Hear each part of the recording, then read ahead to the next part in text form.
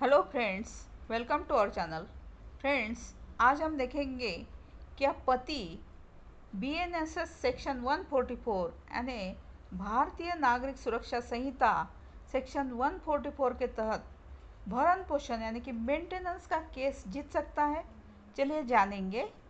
भारतीय नागरिक सुरक्षा संहिता सेक्शन 144 के अंतर्गत पति के पक्ष में भी निर्णय आ सकता है। हालांकि यह मामले आसान नहीं होते हैं, लेकिन इसके लिए कुछ विशेष परिस्थितियां होनी चाहिए, यानी कुछ अलग सर्कमस्टेंस होना चाहिए, जिनके आधार पर अदालत पति के पक्ष में फैसला कर सकती है। अब हम जानेंगे कि किन स्थितियों में पति बीएनएसएस धारा 144 के तहत भरण पोषण का केस जीत सकता है। नंबर 1 पर है, अगर किसी व्यक्ति की पत्नी बिना किसी सही कारण के यानी कोई रीज़न नहीं है तो भी अपने पति से अलग रहती है, जैसे कि पति द्वारा कोई क्रूरता, घरेलू हिंसा या गलत आचरण न किया गया हो, तो अदालत पति के पक्ष में फैसला कर सकती है। नंबर 2 पर है, यदि पत्नी के पास अपनी कोई नौकरी है जिससे वह अपने खर्चे खुद उठा सकती है यानी फाइनेंशियल इंडिपेंडेंट है, तो अदालत पति को भरण पोषण देने से छूट दे सकती है। नंबर 3 पर है, अगर पति अदालत के सामने साबित कर सके कि वह आर्थिक रूप से पत्नी का भरण पोषण करने के काबिल नहीं है, जैसे कि बेरोजगारी के कारण या शारीरिक विकलांगता, अनएम्प्लॉयमेंट और फिजिकल डिसेबिलिटी, इन कारण से, तो अदालत पत्नी के मेंटेनेंस के दावे को खारिज कर सकती है। नंबर 3, अगर पत्नी का किसी अन्य पुरुष के साथ अवैध संबंध यानी इलीगल रिलेशनशिप साबित होता है, तो पति इस आधार पर भी भरण पोषण का दावा खारिज के दावे में पति का बेरोजगार होना यानी अनएम्प्लॉयड होना एक महत्वपूर्ण पहलू हो सकता है, लेकिन इसका मतलब यह नहीं है कि दावा तुरंत खारिज यानी डिसमिस हो जाएगा।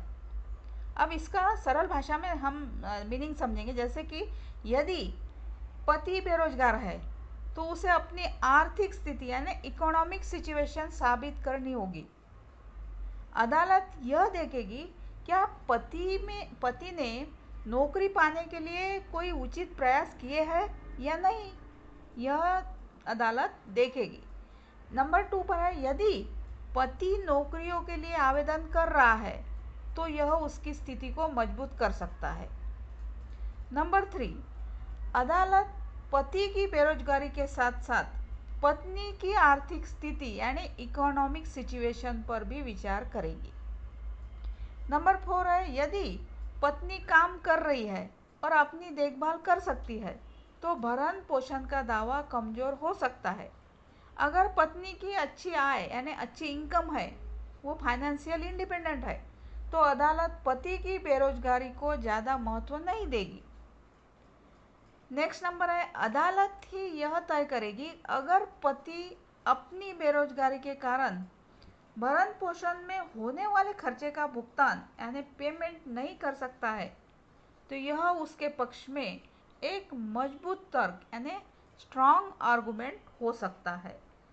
तो फ्रेंड्स, अब भरण पोषण के दावे में पति के पक्ष में सबूत यानी एविडेंस प्रस्तुत करना बहुत ही महत्वपूर्ण होता है। यहाँ कुछ तरीके दिए गए हैं जिनमें पति अदालत में अपने पक्ष को मजबूत बना सकता है, जैसे कि नंबर 1 पर है, पत्नी का परित्याग यानी अबंडनमेंट ऑफ वाइफ। अब पत्नी के द्वारा पति को छोड़ने के समय की तारीख और कारण जो सबूत के रूप में इस्तेमाल करने के लिए उनके बीच हुई बातचीत की रिकॉर्डिंग, ईमेल या संदेश जो मैसेजेस होते हैं, वह सब काम आ सकते हैं। अब उदाहरण के तौर पर किसी मित्र या परिवार के सदस्य का बयान यानी स्टेटमेंट जो इस बात को साबित कर सके कि पत्नी ने पति को बिना कारण के छोड़ा है। नंबर 2 है, पत्नी की आय के सबूत यानी वाइफ की इनकम प्रूफ। अब पत्नी के आय का प्रमाण जैसे कि वेतन की पर्चियाँ, बैंक स्टेटमेंट या व्यवसाय के दस्तावेज यानी बिजनेस डॉक्यूमेंट। अगर पत्नी पार्लर चला रही है तो वह डॉक्यूमेंट, ऐसे डॉक्यूमेंट भी होने चाहिए। जैसे इस मामलों में सबूतों के रूप में यानी एविडेंस के रूप में इस्तेमाल किए जा सकते हैं। अब उदाहरण के तौर पर यदि पत्नी नौकरी कर रही है तो उसके वेतन की पर्ची यानी सैलरी स्लिप दिखाना जरूरी है। नंबर 3, पति की आर्थिक स्थिति यानी फाइनेंशियल कंडीशन ऑफ हस्बैंड। पति की आय का प्रमाण अदालत में पेश करना जरूरी है, जैसे कि आयकर रिटर्न, बेरोजगारी के सबूत या चिकित्सा रिपोर्ट यानी मेडिकल रिपोर्ट। यदि पति विकलांग है तो मेडिकल रिपोर्ट भी जरूरी है। अब उदाहरण के तौर पर यदि पति बेरोजगार है तो उसकी बेरोजगारी के प्रमाण दिखाना जरूरी है। नंबर 4 है पत्नी के गलत व्यवहार का सबूत यानी एविडेंस ऑफ वाइफ्स मिसबिहेवियर। यदि पत्नी का किसी के साथ अवैध संबंध है या अपने पति के साथ अनुचित व्यवहार है तो इससे जुड़े सभी सबूत, सभी एविडेंस जैसे कि वीडियो, तस्वीरें या गवाहों के बयान पति के तरफ से अपने मामले को मजबूत करने के लिए पेश किए जा सकते हैं। उदाहरण के तौर पर जैसे कोई ऐसा मित्र या परिवार का सदस्य हो जो यह साबित कर सके कि पत्नी अपने पति के साथ गलत व्यवहार करती है। नंबर 5 है बच्चों का भरण पोषण यानी मेंटेनेंस ऑफ चिल्ड्रेन। अब बच्चे भी देखभाल की जिम्मेदारियां और उसकी आवश्यकता को साबित करने के लिए बच्चे के स्कूल के दस्तावेज या चिकित्सा रिकॉर्ड यानी मेडिकल रिपोर्ट दिखाना चाहिए। नंबर 6 है गवाहों का बयान यानी स्टेटमेंट ऑफ विटनेसेस।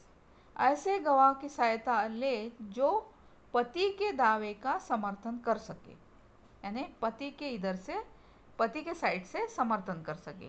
ये गवाह परिवार के सदस्य, दोस्त यानी फ्रेंड या सहकर्मी, कलीग, ऑफिस के दोस्त यह भी हो सकते हैं। इन सभी बातों और सबूतों को इकट्ठा कर पति अपनी स्थिति को अदालत में मजबूती से प्रस्तुत कर सकता है। So friend,